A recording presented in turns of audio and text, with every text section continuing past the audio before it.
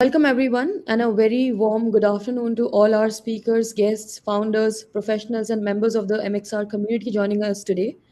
Thank you for being here for another exciting edition of MXR Book Stage, where we go beyond books and create meaningful conversations around ideas, leadership, innovation, and impact. Today's session is particularly special as we explore themes from managing a million missions, strategic capacity building for NGOs, and discuss the evolving role of NGOs, leadership, governance, entrepreneurships, and building organizations that create meaningful impact at scale.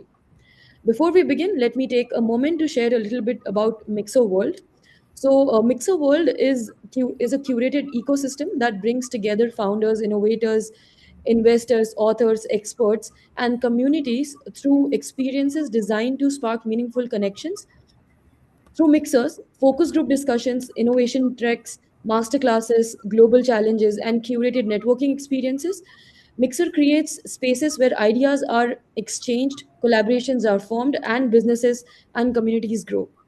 We believe that some of the most powerful opportunities happen through conversations, and that's exactly what we aim to create. Now it is my pleasure to introduce our distinguished speaker for today, Matthew Cherian. Welcome, Matthew. Matthew Cherian is a highly respected leader in the social impact and development ecosystem with decades of experience in nonprofit leaderships, governance, philanthropy, and institution building. He's the co-author of Managing a Million Missions, Strategic Capacity Building for NGOs, a book that brings together valuable insights and practical frameworks for strengthening NGOs and scaling impact effectively. His experience offers lessons not only for NGOs but also for entrepreneurs, founders, leaders, building mission driven organizations. We are delighted to have him with us today and look forward to hearing his insights. I'd also like to introduce someone who has played a key role and who is also the moderator of today's session in shaping entrepreneurial and knowledge ecosystem. Please join me in welcoming Dr. Madan Mohan Rao, co-founder of Mixo World. Dr. Rao is a researcher, author, innovation and evangelist, and one of the India's leading voices in entrepreneurship and knowledge ecosystems. We are honored to have both of you here today. And with that, I'd like to invite Dr. Madan Mohan Rao to share a few opening remarks and set the stage for today's conversation. Over to you. Thanks, Manasvi. Thanks to my whole team from Mixer, Sai and Vinay as well for putting this session together. As Manasvi mentioned, we've got a very distinguished author today, Matthew Cherian, co-author of Managing a Million Missions. He's also going to be joined in an outstanding panel discussion after his first opening remarks with Amirullah Khan, member of the Telangana State Public Service Commission, as well as Research Director for the Center of Development of Public Policy. Along with that, we also have Meena Raghunathan, author of Doing Good, Navigating the CSR Maze in India, as well as Pushpa Tantri, Programs Director from the Akshara Foundation. So the topic of our discussion today is entrepreneurship, NGOs, and impact. We're going to talk about what is the role of NGOs in delivering services across a country as large as India as well as abroad, and what are the choices for those who want to change the world, whether they should launch a startup, join a company, set up an NGO, how to measure the impact of these organizations, and so on. With that, let me introduce our speaker now, Matthew Cherian. He is an outstanding author. He's been in the development sector for several years. He graduated from BITS Pilani and from the first batch of IRMA. He's been a prolific author and development worker for 4 decades. He set up the Credibility Alliance and GuideStar India for transparency in the voluntary sector. He also set up Charities Aid Foundation in India and worked with HelpAge India as its CEO for 18 years. He's currently the Global Ambassador for Aging with HelpAge International.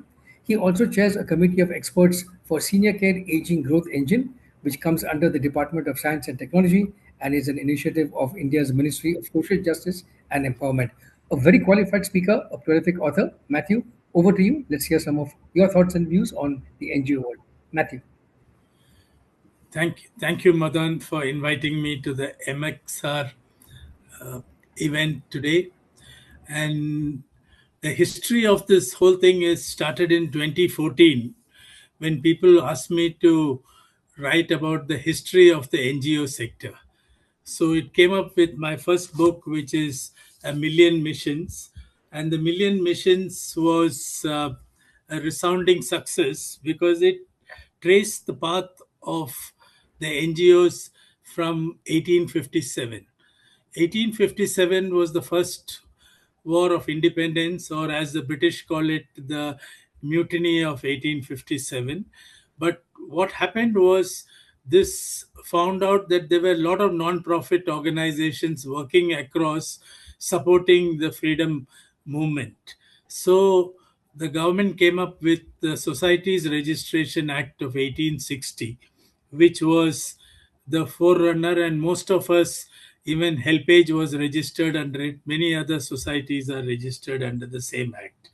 This act was used to advantage by social reformers like Rajaram Mohan Roy, who set up Anglo-Vedic Society and the Brahmo Samaj. All were registered societies, and Dayanand Saraswati later set up DAV colleges and DAV schools, and this was the Arya DAV, Dayanand Arya Vedic Society. And even in UP, Syed Ahmad Khan set up Aligarh Muslim University initially as a society, and then later on upgraded it as a university. So there were many people who took it. But it was Mahatma Gandhi who set up secular NGOs, because the others all had a religious twist. Mahatma Gandhi came up with a secular twist to NGOs, and he set up the first leprosy organization called Hind Kusht Nivaran Sangh, and later on set up Asifa and Sarvodaya, etc. There are various organizations which can be attributed to Gandhian thought, and this was the Gandhian organizations. Of course, I won't dwell long on the history of it, but there are about 3 million NGOs, and in the last count, they contributed about 2% of India's GDP, and there are 27 million workers working for the NGO sector. It is a huge sector, and in my opinion, they have contributed to the nation in several ways, bringing out the ASHA worker, bringing out the drinking water Mark II hand pump. Various innovations have been done, and we can be called in many ways as the true nationalist and the true karma yogis in the sector. And we have been creating impact every day, and it is a lasting impact. And if you talk about last mile connectivity, whether it is Digital Empowerment Foundation or whether it is other NGOs, we are covering the last mile. There are very few government agencies which are able to reach out to the last mile, and we have seen this in action. And Madan and Amir were recently able to see the last mile connectivity in the tea gardens of Assam and North Bengal. So actually, these have been some of the, and this book was used by my co-author Ko- Muthuswamy Kumaran in the University of Florida. It became a textbook for his use in the thing. And he wanted, during COVID, he came, let us write a book on how to manage the NGO sector. And that is how this evolved into the book of Managing a Million Missions.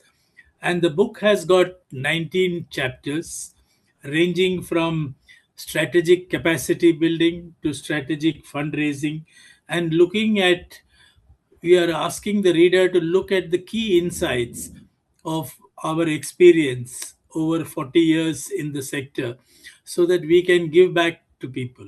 For example, in if you look at fundraising, we have we have said in fundraising chapter that 80% of the money comes from 20% of the donors.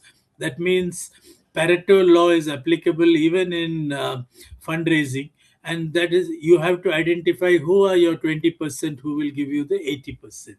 Then there are always, how do you look at fundraising and the fundraising triangle? How do you go from small donors to big donors, and how do you end up collecting legacies for your organization? So this is something which most NGO workers will have to learn, and that is something which we have tried to put in the book. And in every chapter, there is a small exercise chapter so that you can revise the insights after reading it. Because it is not a book for bedtime reading, it is a book where you read it and then you try to answer a few questions at the end of it, whether you have understood the chapter. And then we go on to talk about governance of the NGO sector, because a lot of the NGOs, we survive on what I call as trust and transparency. If people have trust in you and people and you're transparent, you're likely to get enough donations, and even the communities will work with you with great delight. And that is something which you need to develop. And both in the Credibility Alliance and in the Guide Star, we have tried to find out what are the simple rules of governance which all NGOs have to practice. And I won't go into the rules, but the basic rules is that the NGO should know what is the organization doing, and even if your neighbor should know what you are doing. So that is what is. And some people may say, can you explain your work to your grandmother? If you can explain your work to your grandmother, then you are quite transparent in what you're doing. And this is something which you have to do. And the third aspect we have tried to do is build an executive leadership team, because this is essential if you want to scale up. If you want to scale up, you have to have a good team. And for scaling up, you need to have an operational rhythm, which means maybe a weekly meeting, maybe a monthly meeting, whatever be your style of operation, you need to build an operational rhythm. If the operational rhythm is missing, most organizations are unlikely to scale up. And in one chapter, we have said, how do you create a strategic plan for the organization? And most NGOs, we should create a strategic plan looking at our strengths, weaknesses, the opportunities, and threats. Today, we have a great threat in regulatory environment. So we need, if you have to scale up, you have to counter these strategies and build up your own strategic plan to achieve whatever you want to do. And if it is in waste management, you need to have a collaborative strategy. You need to collaborate with other organizations involved in waste recycling, etc. And how do you do it? And actually, you have to build it through partnership and collaboration. I always emphasize that partnership is not like a marriage. It is you're only a partner, so you need to actually build rules of transparency and trust so that others can collaborate with you. If you are not transparent, the collaboration is likely to fail. And those are some principles which you have to. We have spent a chapter in talking about strategic partnership and collaboration. So this is something which most NGOs have to do, because we cannot do it alone. We have to do it in partnership with others. And in many areas, NGOs have succeeded because of partnership, and be it with larger NGOs or be it with the government. There have been some NGOs which have been successful with the government and set up partnership projects in collaboration with the government as well. Government is a very, very difficult partner, and if you have to do collaboration with the government, it may be collaborating with a few individuals in the government, because I have always found very good bureaucrats who are supportive and collaborative, and they are able to do it. And last but not least, all NGOs with the work in the community should have a community relations plan. And this community relations plan has to be uh, organized so that you can build strategic relations with the community. There's somebody at the door, so I'll just hold on for a moment. Yeah, these are very great insights from Matthew. He's going to share with us some more insights once he gets back. So I think some of the key steps he's mentioned, we'll pick this up in the discussion also, is you need to be very clear on things like what is the mission of the organization, what kinds of partnerships you have, and how these partnerships affect the different stages of your growth. Uh, Even though NGOs are called non-governmental, they actually have to partner with government in many sectors, and we'll have a discussion on partnership effects a bit later.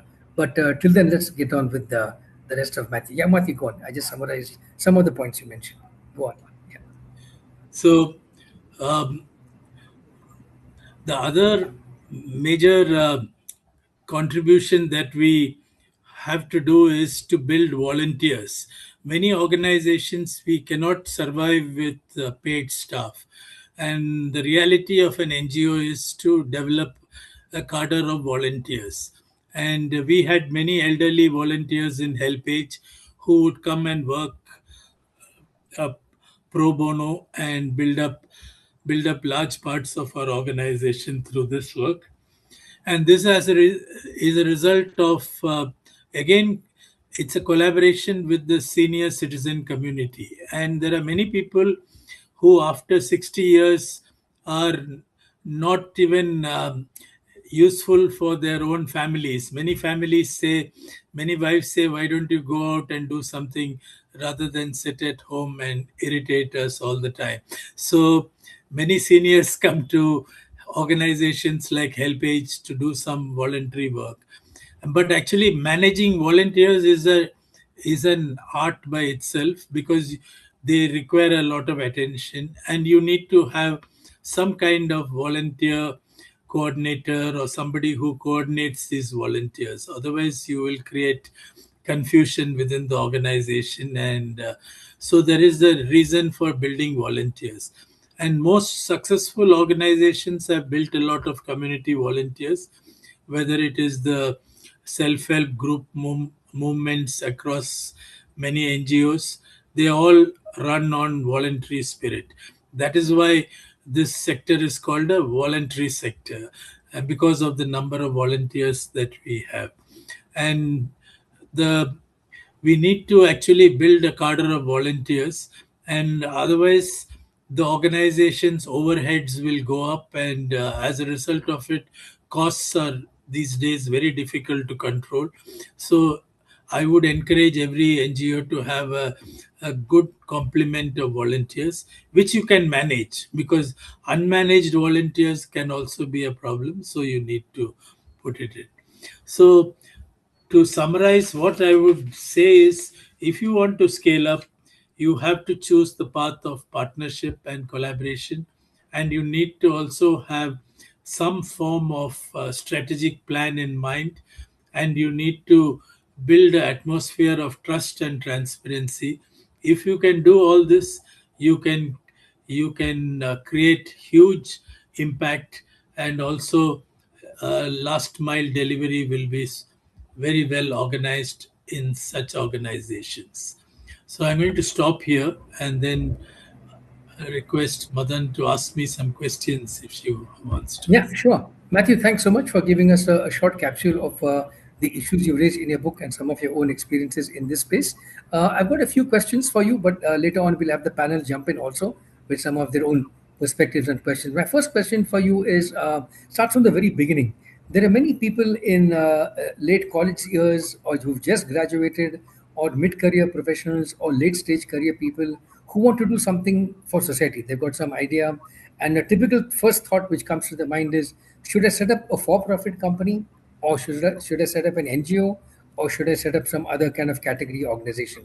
So, what are the factors which will decide which choice you should pick? NGO, or a for-profit startup, or some other category? Act- Actually, NGO has got three forms. The three forms are trust, society, and a Section 8 company. So these are the three choices of a non-profit. And of course, company is you can set up a company, not a not-for-profit company. So the choice essentially is actually, are you going to have a business income? Are you going to have a charitable income? When I mean charitable income, are you going to raise your money through donations, grants, and uh, philanthropic money? Then you need to set up a not-for-profit. And for a if you want to start up a venture, a social venture, etc., then you should go for a full company, because then the venture capitalists can fund that company. And of course, they can choose to sit on your board or they can exit, depending on whatever be the candidate. But actually, a trust is easier to manage, but trusts are considered suspicious by the income tax authorities. And of late, there have been a lot of restrictions on trust. And most of the non-profit firms can only raise 20% of its income through commercial sources. 80% has to be philanthropic donations. So that 80-20 rule is there. And since 20% also, if you start up a business enterprise, suppose the waste recycling NGO is selling bags or selling various kinds of products made out of waste, they can only do it to 20% of their overall income. So that is the restriction. So they can make a choice accordingly. Uh, and I would prefer, if they want to do some business activities, then it is better to go for a full company than for a charitable enterprise. Got it. Okay. You also mentioned the role of boards. So many people think board is a board of advisors, but there's also board of directors, etc. So what are the different kinds of boards that organizations need to work with, and what are some of the challenges and success factors in aligning with the board? Yeah. Actually, the board is the most important part of the organization, and that is the organization which steers the organization. And actually, the word governance comes from the word steering, and actually, it actually steers the organization ahead. So now, what you need to do is, how do you construct the board? Because most organizations are a founder led board. The founder, who is a charismatic person, sets up this organization, and he or she himself becomes the chairperson of that organization. So then they select a group of friends who will join the board, and then that board doesn't really give any kind of independent advice to the CEO. And as a result of it, organizations could go astray. A good board would have an agenda steered out.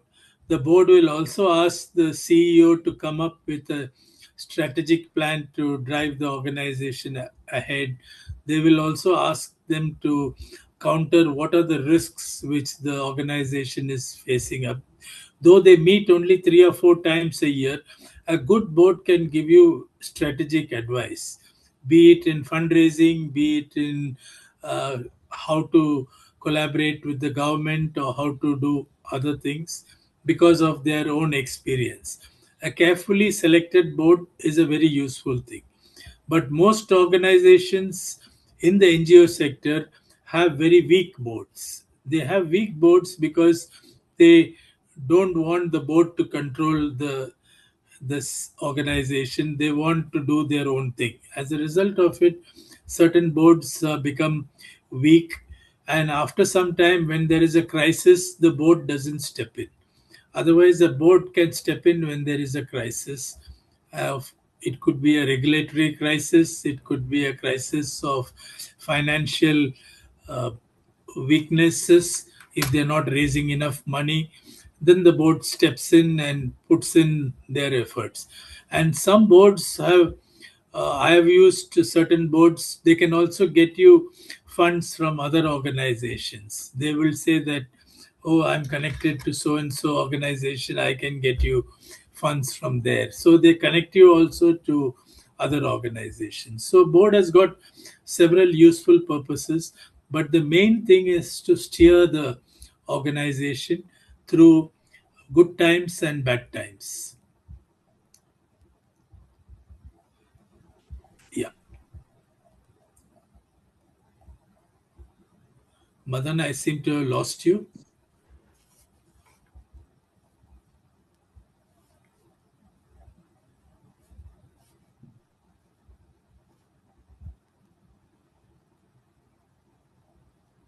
Yeah, Madan looks like Oh, sorry. I think he's lost. Ah, my screen froze up a little bit. Sorry about that. I think my connection just froze. it did, Can you it hear me did. now? Yeah. Yeah, yeah. Okay. Sorry. Matthew, my next question for you was about, you rightly mentioned managing volunteers is an art by itself. What about interns now? Many companies, many organizations, many NGOs also are taking interns, but what's your thoughts on it should be a paid position? How much access should interns get to the organizational knowledge and things of that sort? What are some tips you have on managing volunteers and managing interns? Yeah. Actually, both these sets of people, volunteers and interns, need some kind of internal coordinator to coordinate them.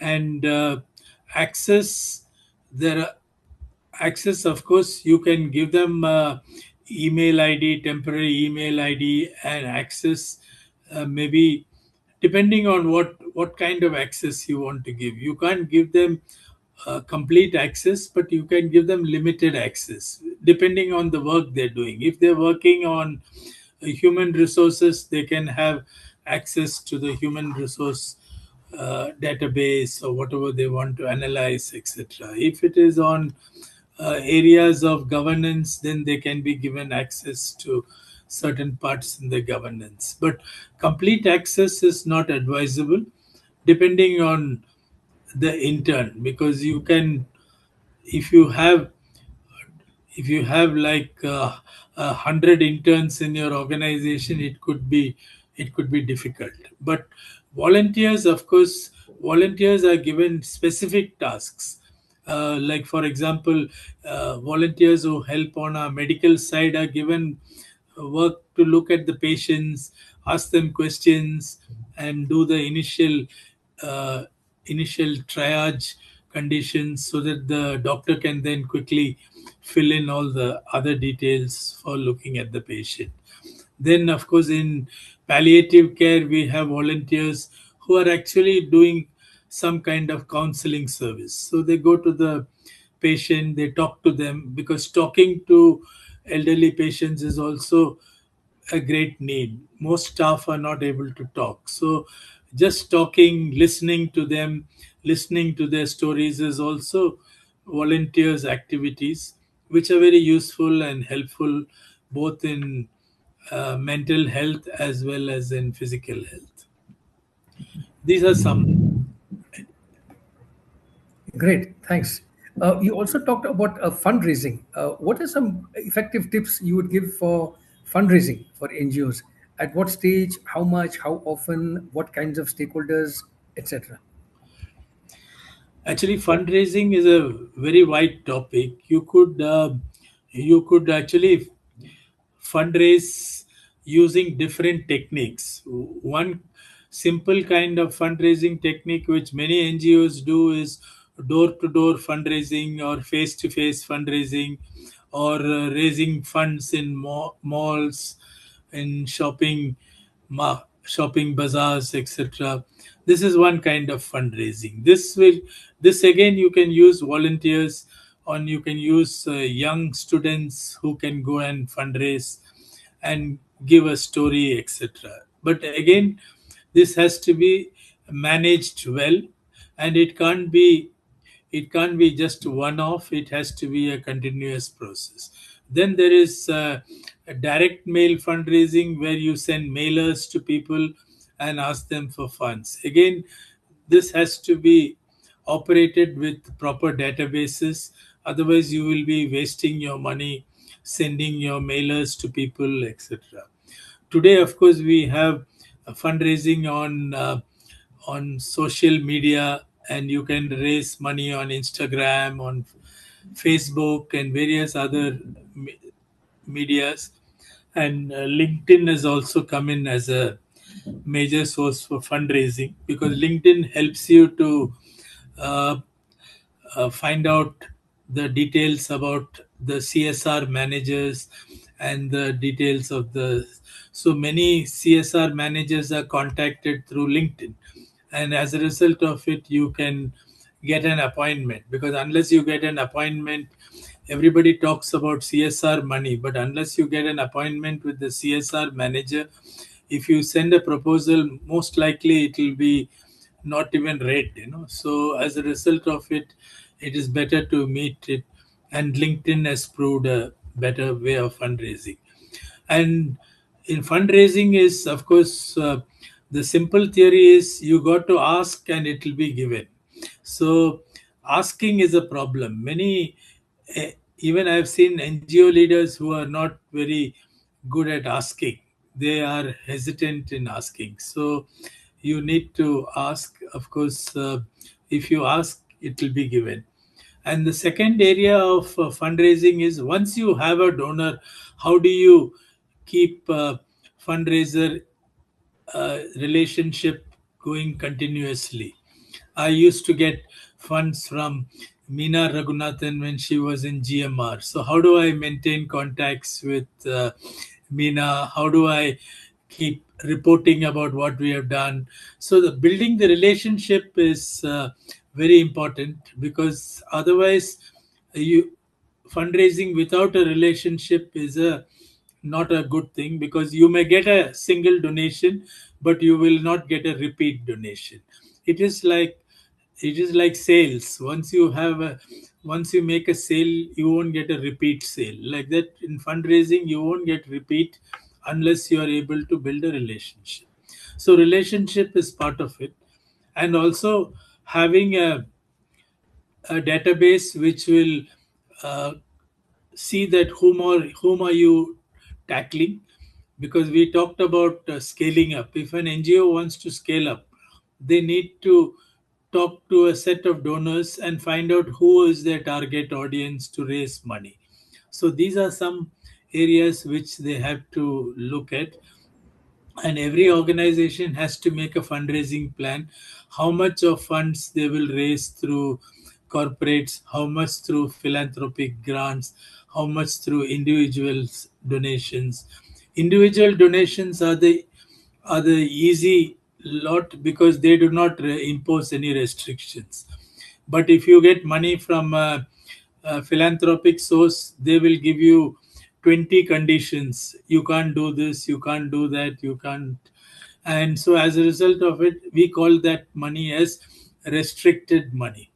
So, and the other money which comes from individuals who are small donors, we call it as unrestricted money. It doesn't mean unrestricted money can be wasted, but it will be used for good purpose. But you need to look at it in a such a way. And every organization has to create a plan on how to raise the money and what is the strategy they have to use. If they don't do that, they are likely they will not be able to scale up in good measure. So as a result of it, we have to make a fundraising plan. Along with a strategic plan, you have to have a fundraising plan. And then today it is very important to have a communication plan. The communication plan is what you post on social media about your work, what you post on various sites about your site. Your website needs to be updated. There are many NGOs, when you go to their website, they have not updated it for the last 3 years. So such organizations do not receive adequate funding. So you need to keep everything updated. Your social media, your website, your other aspects of your work, you need to do it. So these are some tips of fundraising. We can have an entire lecture on fundraising, which will take quite a lot of time. Yeah. Yeah. Thanks, Matthew, for these insights so far. I've got two more questions for you, and then we'll bring our panel on board. My first question for you is, as a leader, what are some leadership challenges in the journey of a change maker, of an NGO? For example, we often hear about mission drift, the drift that the mission of the organization drifts depending on changes in economy, society, technology, the funder, and so on. So, how should the founders of NGOs stay the course? How should leaders stay the course without drifting from the core purpose, unless the purpose has to be reinvented, which is also okay? What are your thoughts on this? Yeah, actually, mission drift, a lot of mission drift is caused by funders, because many funders come to an NGO and say, an NGO working with children, they will say, why don't you work in with street children? some don't do work with child labor. And without understanding, the NGO says yes. And then slowly what happens is they were working in primary education, they start shifting to child labor. Then another day they shift to street children. And we, and I would like to say that donors also are not very consistent. Many donors have what I call as fashionable ideas. So they come up with some fashionable idea and they say, "Will you work here? Will you work there?" etc. And as a result of it, the NGO slowly starts getting mission creep or mission drift, which slowly gets into another area. In helpage, I have tried to keep the focus on elderly. We would not take up any project which is not elderly focused. So every NGO, whether it is uh, whatever be the thing, they have to keep the mission focus in mind. And sometimes it is good to say no to a donor who is giving you a large sum of money but is asking you to shift your mission. So you have to. But some NGOs do take up money, and then after that they suffer from this mission drift, as you call, and becomes problematic. So keeping a focus is very, very important. And the more you keep focused, your brand image also will improve in the market. Donors will talk amongst each other and say, look, this NGO will not take any money which is given to them. They will only take money which they think they can do a good job out of it. So that kind of quality assurance you will have to build in your organization. That's a great tip right there. Learn how to say no and learn when to say no. So Yeah, it's important to ask, but also to learn when to say no. My yeah. last question for you, Matthew, before I bring the panel on, is a question for you as an author. How did you go about writing this book? Have you been taking notes throughout your career and it all fell together into a nice book? Or towards the end, you thought, wow, I've got so much knowledge. Let me go back and see what all I did and put it all together into a book. So, did the book idea come to you much later on, or it was kind of there and you worked on it bit by bit by bit?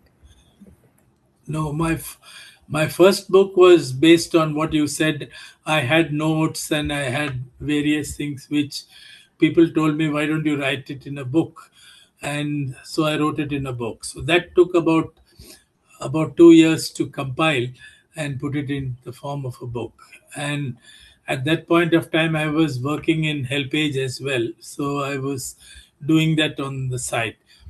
Whereas managing a million missions was during the period of COVID. And my co author is teaches in the University of Florida. So this book was written on the internet. We used Google Docs and we kept writing both sides. And we completed in a year flat. And of course, being COVID, we had a lot of time on our hands. And the internet proved to be a boom. And we used Zoom meetings also to correct portions of the draft, etc. So this book which we are discussing was born during the period of COVID and was also written during COVID. So that it took us only a year to do it, and it was a inter-country experience over the net. So thanks to Zoom and various Google Docs, etc., we were able to complete it within time. That's great. You got plans of doing any other books? What's next? Oh, actually, I'm writing a book on aging Oh, and health, and how to lead a long life. For longevity. wow, wow. Tips for longevity. I'm sure all of us at various stages in our lives have to read this book also. So you managed to get us onto our bookshelf yet again, one more time. Matthew, Yeah. thanks a lot. We're going to bring a panel on. A panel also will ask you some questions, but we'll have a small discussion amongst them and then we'll bring you back into the discussion. So let's begin with a panel discussion now. Let me invite our three speakers to get ready with some of their remarks. We have with us Amirullah Khan, who is from the Telangana State Public Service Commission, also Research Director of Center for Development of Public Policy, Meena Raghunathan, author of Doing Good, Navigating the CSR Maze in India, and Pushpa Tantri, Programs Director for the Akshara Foundation. Let's start off with Amirullah Khan. Amir, tell us a little bit about the current NGO outlook in India, the funding situation, some of your own experiences with NGOs, and so on. Let's hear your view on this. Madan, can you get Meena first? Yeah, sure, sure. We can do Meena first. Madan? Yeah, Yeah, Sure. sure, sure. Okay. bad spot for. Okay, no worries, no worries. Yeah. So, Meena, can we turn to you now? You've done a very good Yes. job on navigating the CSR maze. You've done a lot of work in your extensive corporate career, NGO career, etc., with the NGOs. So, let's hear some of your thoughts on what Matthew has said and your own experiences in this space. Meena. Sure. Thanks, Madan. And thanks, Matthew. Absolutely wonderful book. First, let me compliment you. Anybody who wants to start an NGO just has to use this as a reference. And I particularly like a little section of it which says why you should, reasons not to start an NGO. You know, there are reasons to start an NGO and there are reasons not to start an NGO. And I think Matthew has brought that out very well. One of the things I think would, angle we could consider in the book, if I may just add, measures of how good an NGO is. You've given 12, I think, kind of self-reflection. One of the things I feel that many of the old, today in the NGO world, you can almost divide them into old world NGOs and new world NGOs. The new world NGOs are very CSR oriented and, they may be social enterprises. They are, peopled by a different set of people. Whereas 40, 50 years ago when, Matthew and I may have started out, the NGO world was very different.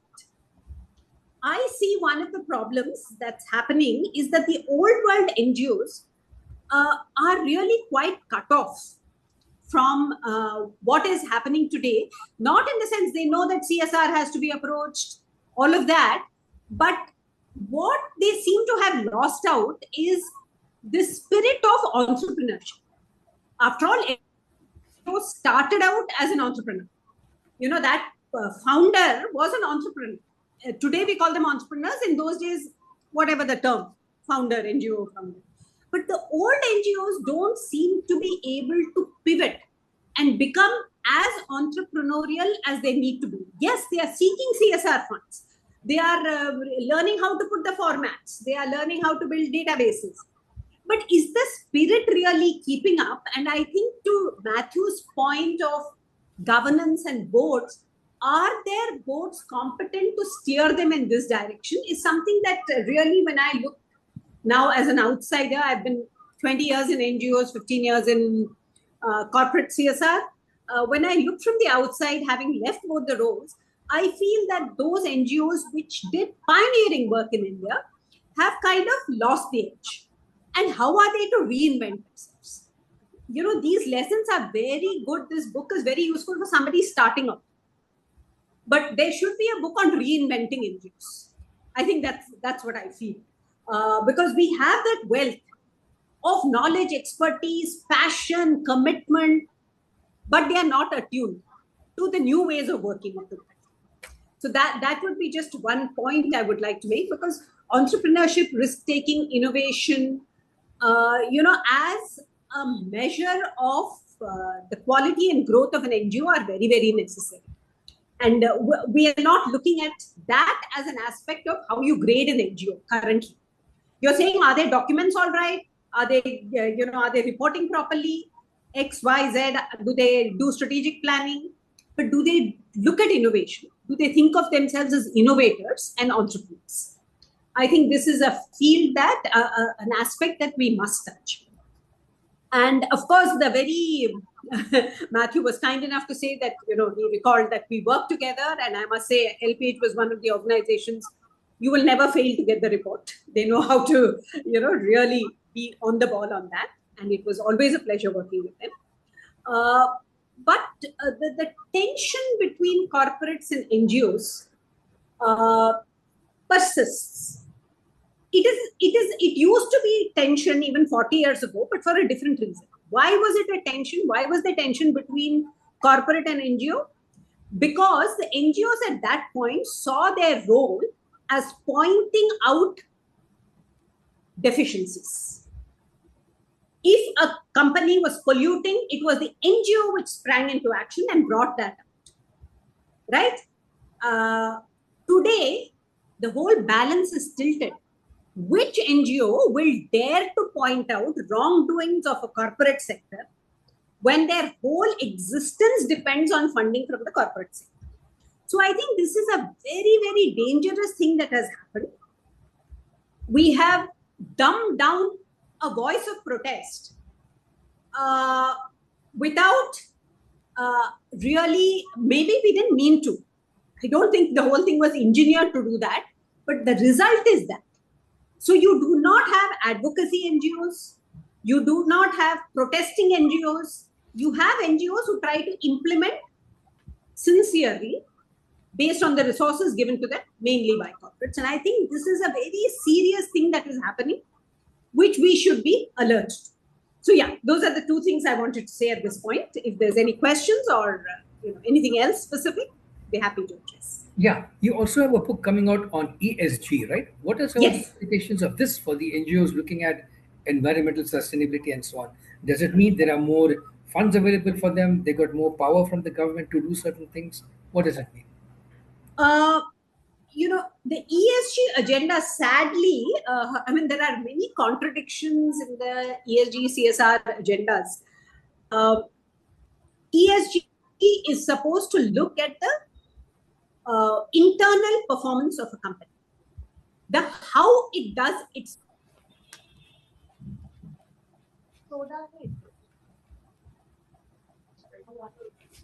taking care of society. It could be community, it could be employees, it could be people. During the course of my business,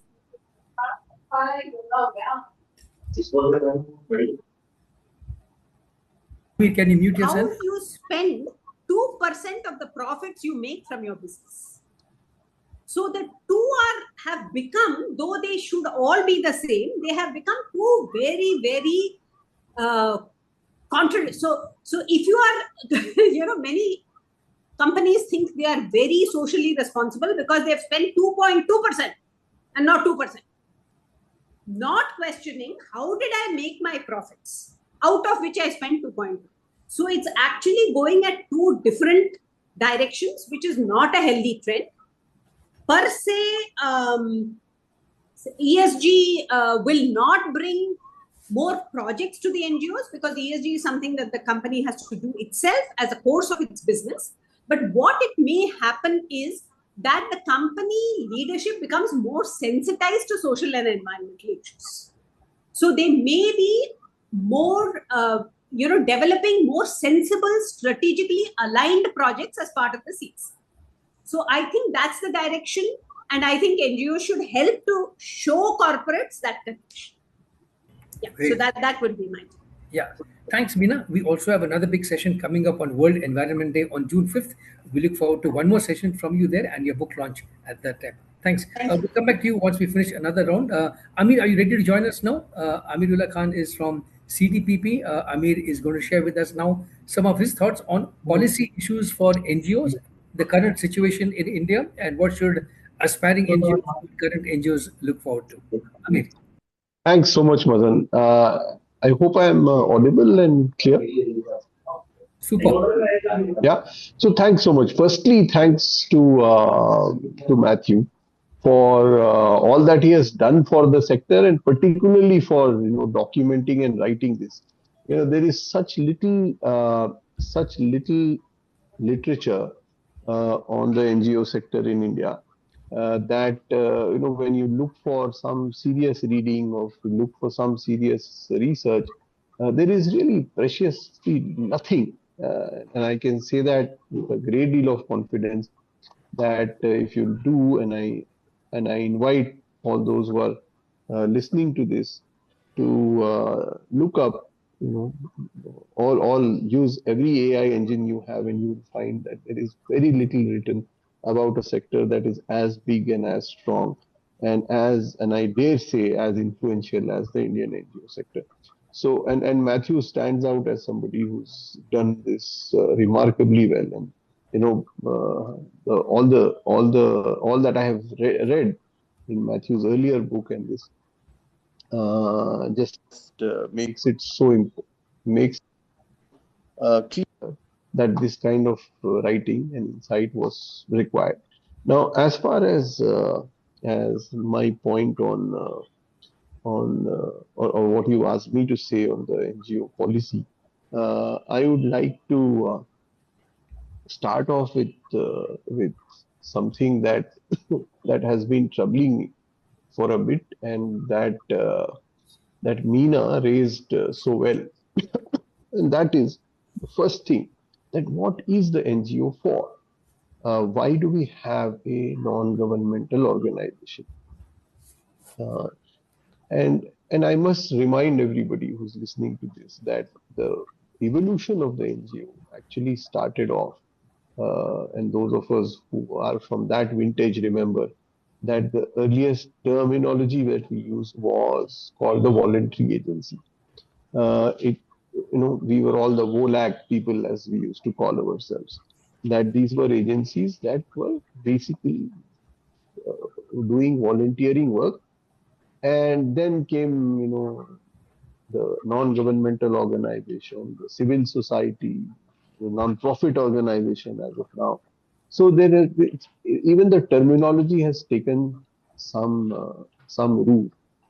And what has stayed and what defines an NGO really, uh, as a organization that began in the turbulent 70s and the 80s, was essentially an anti-establishment organization that actually stood for everything that had to be pointed out.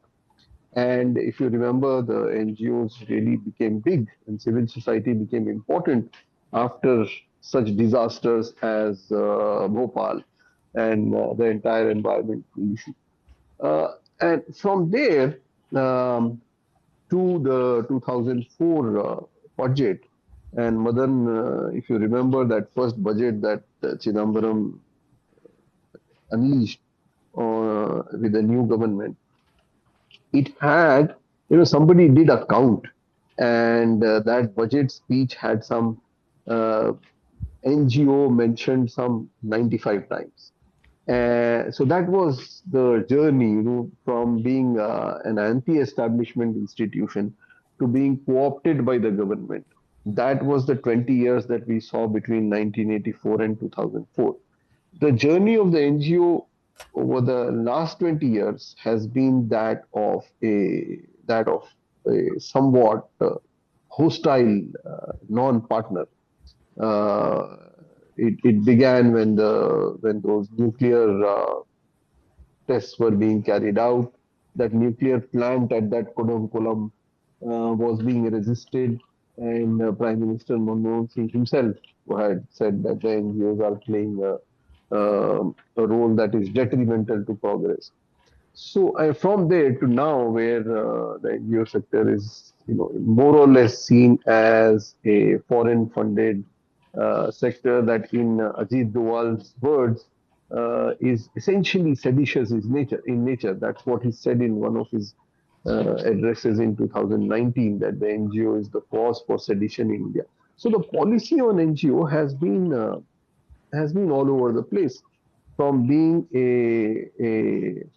you know, a spoiled kid that would point out where state action was required or was wanting, to an active partner in the development process, to somebody who's actually antithetical to growth.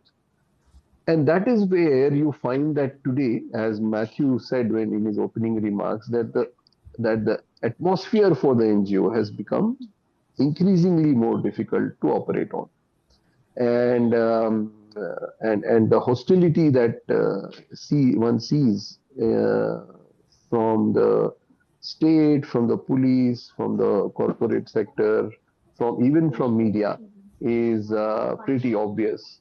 And the idea is that the NGOs should,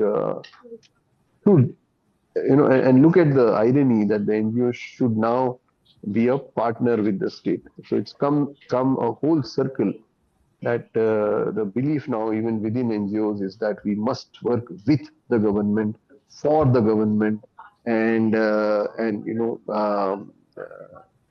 know, ensure that the goals are coterminous. So policy itself has become like that. Now NGOs have to be registered in some portal on the Niti Aayog. They have to have, if they want to get the precious foreign exchange, which is becoming more and more difficult for them, and they have to, for getting corporate funds, willy-nilly show that they are working with the state, actively with the state. There are states which actually have CSR uh, officers in the secretariat. Quite contrary to what the whole idea of CSR was, that CSR would be non-state, but now we have the state deciding what CSR goes to what end and to what goal. So that's been the journey, and therefore, what is happening is that the state in India, the NGO in India, is becoming a difficult proposition. Uh, Foreign funding has become difficult. Domestic funding always was, and corporate funding is more or less tied up with what the government aims are. Now, here I must make an important and critical point, that which is basically what I wanted to speak, which is that, what is the role of the NGO in any economic system? What does a non-profit institution perform? You see, economics tells us that almost every demand has a supply at some price. And therefore, what should happen in a market situation is that wherever there is demand for whatever, then there must be a supply must come. Why does the market fail? Why does the market fail in satisfying legitimate big demand? If there is a demand for healthcare, there's a demand for education, there's a demand for jobs. Why does the market fail? We know why governments fail. There's a lot of literature on that. But why is it that governments fail? And why is it that non-profit institutions must come in into areas where both the government and the markets have failed? And the answer is that there are these difficult areas. There are these areas where the gestation periods are large. There are these areas where the margins that one obtains from working in difficult geographies, or difficult constituencies, are very small with respect to margins that come from larger markets, and therefore the corporate sector would not provide a market solution. Governments don't provide a market solution because of the median voter problem. And in any parliamentary or an electoral democracy, it makes sense to have rational calculations on what number of voters do you want to satisfy, and if you are able to satisfy a third of the voters, then you are pretty good to go for the next election. And therefore, those voters who are marginalized are eliminated from the market. Therefore the NGO that takes up difficult issues, that takes up issues that are on the margins, that takes up issues that do not necessarily have a larger volume of demand, that will determine investments, corporate investments into that sector.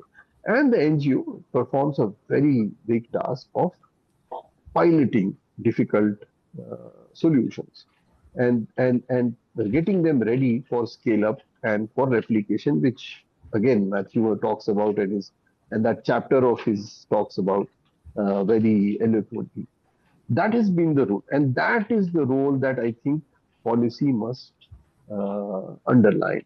And I must say that if one looks at the policy that the Niti Aayog particularly has been articulating on the non-profit sectors, very hearteningly, that's been what at least the Niti Aayog has been emphasizing, that we need NGOs or non-profit organizations that will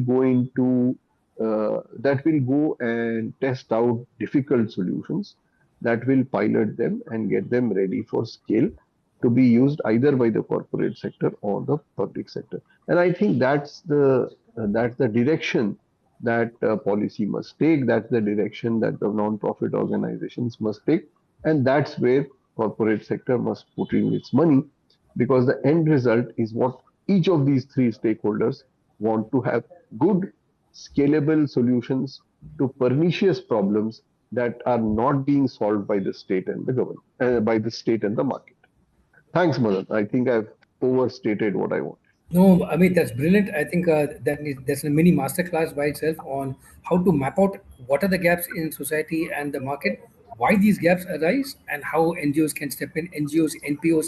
I think these terms are very important. What terms are used? The very language that we use is very important. And you're also right. There are very few books about this issue, and Matthew has done a fantastic job with this book. In fact, a lot of my work is in the startup sector. There's no end of books about startups. You can find tons of books on any bookshelf about startup plan, fundraising, design thinking, pivoting, minimum viable product. There's no shortage of incubators now for startups. Every engineering college, management school, medical school has an incubator for startups. But incubator for NGOs, I've not seen almost any in this space. So I think, Matthew, you've hit a very important issue, which is there are new gaps that are emerging in India in addition to the old ones, and we need to look at how can the youth, mid-career professionals, etc., look at how to enter this space, map out what they want to do, and so on. So now we come to our last speaker, last but certainly not least. Pushpa Tantri is right in the middle of the perfect storm. She's running an NGO, the Akshara Foundation. So will you please run us through some of the issues you're going through as an NGO? How would you resonate with some of the issues discussed over here? And what are some of your tips for our audience who wants to know what to do in this space? By the way, this whole thing is being recorded, and we're going to edit the video and put it out there, because this is not just a discussion. This is almost a mini masterclass. So, Pushpa, over to you. Thank you. Thank you so much, Madan, and really excited. Thank you, co-speakers as well. So, what are the challenges that we face every day, right? We are between the funders and the government. Okay, so when we say we work with the government, I work for Akshara Foundation, and before this, I used to be a Teach for India fellow for 2 years. I've worked in education space for the past 10 years. And see, when you say education, when you say pedagogy, when you say working with the government and scale, it is a very long process. So getting a buy-in from the government takes a very long time. And when you say partnership with government, what level of partnership we want from the government? At least our organization, what we do is we don't just sign an MOU with the government. Government is investing in the program. Okay, government is co-creating the program along with us. But then, even though we have co-created this and government has invested significantly in parts of the program, but every time the bureaucracy changes, we have to start the story again from the beginning, right? So that is a long and continuous process and a persistent one. And I work in a sector which is education, where you can't see the impact at least for until 10 years. So impact is very slow, it is very gradual, and it has to be the intervention has to be done every day, every time, right? So these are practical challenges. And our typical CSR funding pool is generally for 3 years. Maximum commitment a funder gives you is for 3 years. And to show the impact year on year also, we need to provide the metrics, which is fine and everything, but then the change is not visible sometimes. It's not convincing for sometimes for the donor as well. And most of the time what happens now, I've seen lately, is donors stay away from seeing the reality, the ground reality. That is, we all like to manage the people, give the check, but then don't want to come to the field and see the ground reality in our own eyes, right? And that would help if there's at least one visit, a few visits that the donors do. That will really help, because there are so many dynamics are very different. The ecosystem you have to work with, not just when you say education, is not just one department. It is not just the school system. It is also the parents. It is the community, all of these people, right?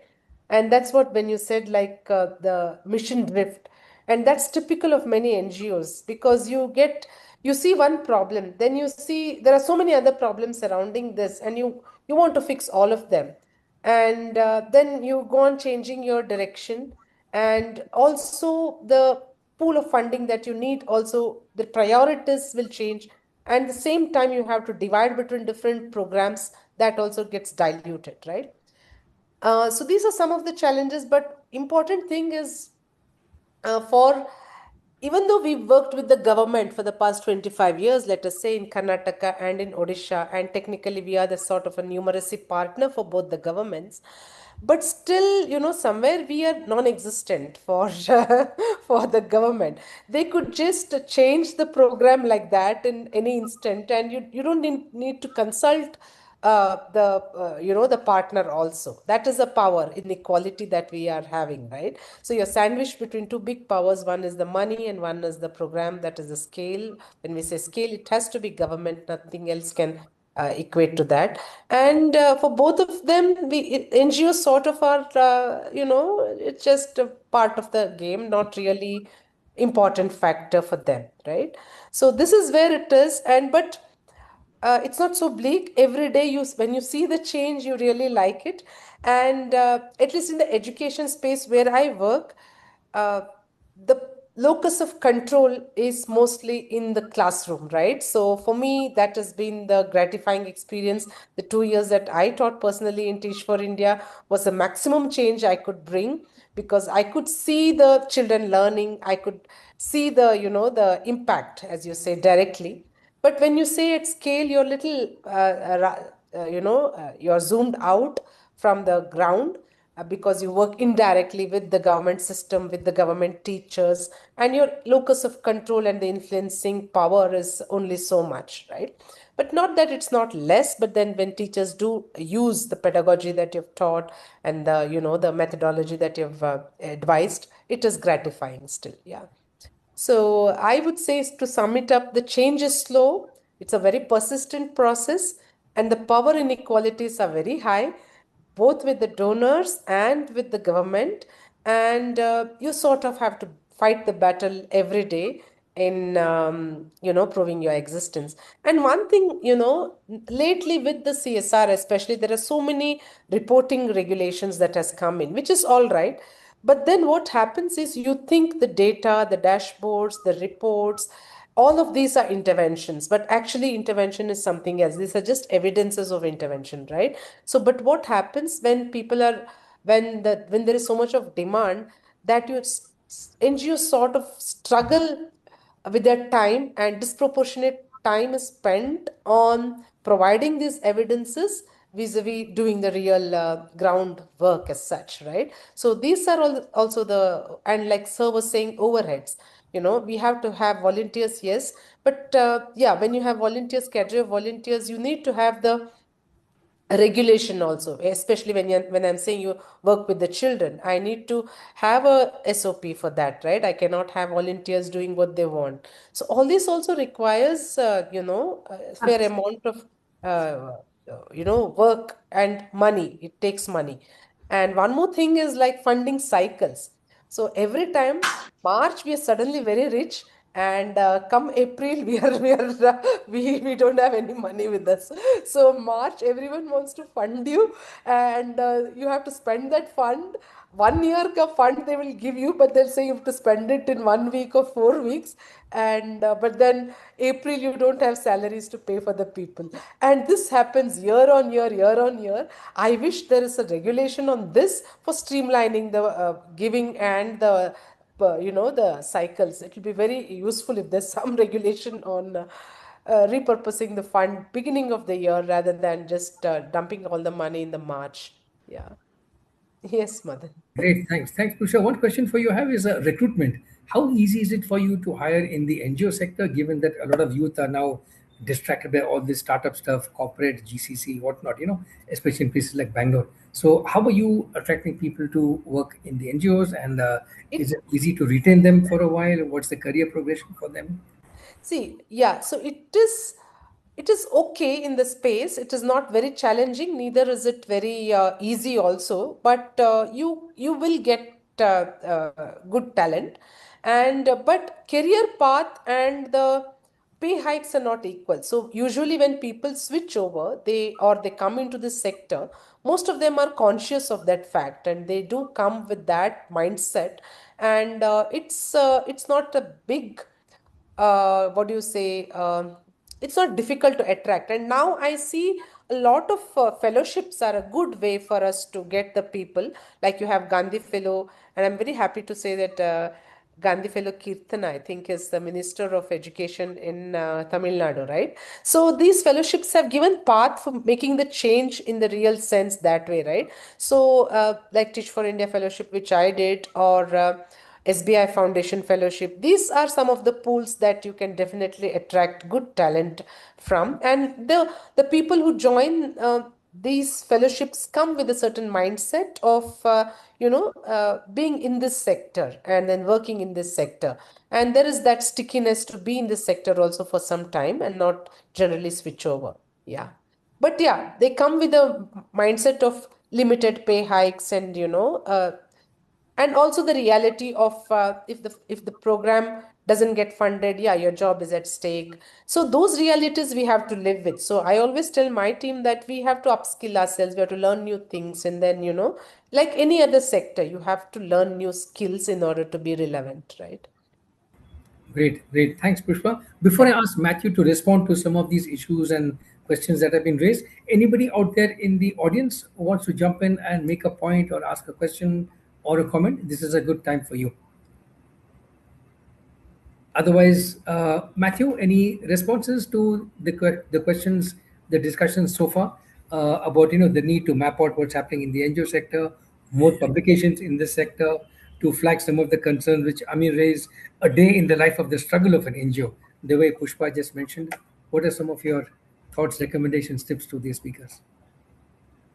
Interesting thoughts. I'd like to respond to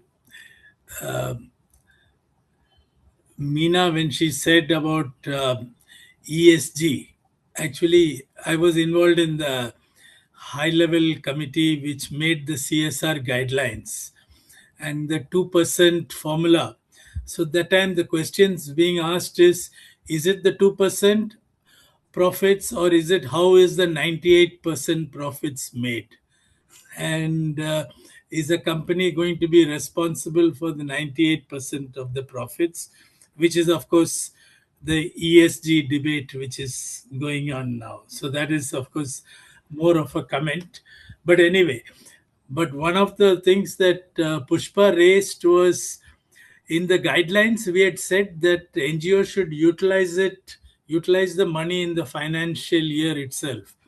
This has been misinterpreted by a lot of the companies and are demanding that the NGO utilizes all the money within the financial year itself. So as a result of it, they are not able to carry forward. Whereas the tax law allows you to carry 15% of the funds. So the salary for the month of April can be paid if they use the income tax law. This is, of course, I have been brought this problem by many NGOs who are telling, corporates are telling us to finish the funds by March 31st. As a result of it, April we are having problems. That is one part of the solution. The second part of it is, I mentioned to you, restricted and unrestricted fund. Every NGO has to raise some amount of unrestricted money, which means money which you can utilize as it is, and then you will be able to uh, pay for your April salaries. So that is can be paid from unrestricted salaries and unrestricted funds, and you can raise money for it. And of course, partnership is a kind of a one-sided game. And in fact, in partnership, of course, we did not include it in the book. There are models of partnership, but the predominant model which is being practiced is a subcontracting model. And most government and even CSR funders talk about it as subcontractors, and there is another model of partnership is visionary patronage, which is a I give you the vision and I'm giving you the funds, so you do what I want. So that is the model. And as a result of it, some CSR companies I have sat with who dictate to you what you should do and how you should do. And it is it's a problem which is predominantly in the public sector companies, but of course, even private sector companies are now catching on to this model of visionary patronage and guiding the NGO what to do.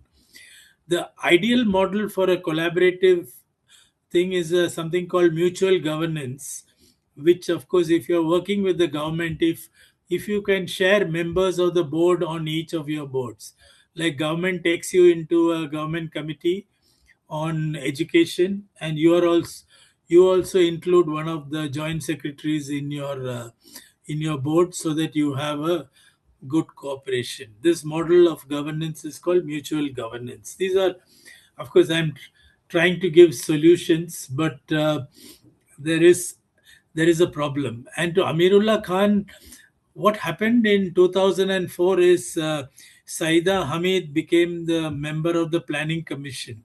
So she had invited me and a few others to write out a policy for the voluntary sector. Actually, we wrote the policy. However, it did not get accepted by the government, because what we wrote was very radical, and the government didn't want to take up that policy. So, of course, many years later, Saida Hamid said Montek had a lot of objections to that policy, so it didn't pass through the planning commission. So that is how it is. So attempts were made for creating a policy for the voluntary sector, but however these have been stymied, and today's atmosphere is not even conducive for a policy. So I can't hope that something will happen. And last but not least, the thing is, I agree that NGOs have to reinvent themselves, because many of the older NGOs, what happens is they have done tremendous work in the past, and they're resting on their past laurels. And when somebody tells them that you got to do something different, they keep saying that I have seen so many of you kind of funders. Now I'm not going to listen to you because I have done my bit in the past. So as a result of it, many of the older NGOs don't want to change. It is not that they will change only when it reaches a crisis or the younger generation takes up, and the succession management in these old NGOs also are very poor. So we find many NGOs after a certain period start failing, and slowly they will go into oblivion. So this is a natural process, and if they don't change, they will perish. So that is what will happen. So my advice is, change is the constant factor. You got to change. You got to create strategic planning if you want to scale up and if you want to do more. Unless you change, you will not improve. So as a result of it, if NGOs have to improve, they have to keep on changing. And this scenario is changing quite fast these days, so they better change, or else they will have to meet their doom one day. That is my advice. Yeah. Fantastic. Matthew, thanks so much. Thanks to all the panelists for all their inputs. This whole thing has been recorded. It's actually streaming live on YouTube now. We'll also be editing this and doing 2, 3 versions of this video later on. We'll also be publishing a report on this whole thing. And we also have 2, 3 other events. This is part of our book stage session. We do books sessions every other month, every other week, almost now, given how many books are coming out. Our next book section is going to be in about 10 days on May 17th. Sorry, on May 27th, we have with us Tom Davenport, who's got a book out now on agentic AI. So everyone's talking about how AI is going to change the world and disrupt everything. So he's going to give us some of his insights on what's happening in this space. Some words about us in wrap up before I hand over to my colleague Vinay for the vote of thanks. We are in this whole space of entrepreneurship capacity building. We work with for-profit startups, social entrepreneurs, and NGOs to take a look at how do we build a community of change makers who want to use these different tools and models for change. How do we publish the pitch decks of these change makers, and finally do capacity building for them in storytelling, ecosystem engagement, and so on.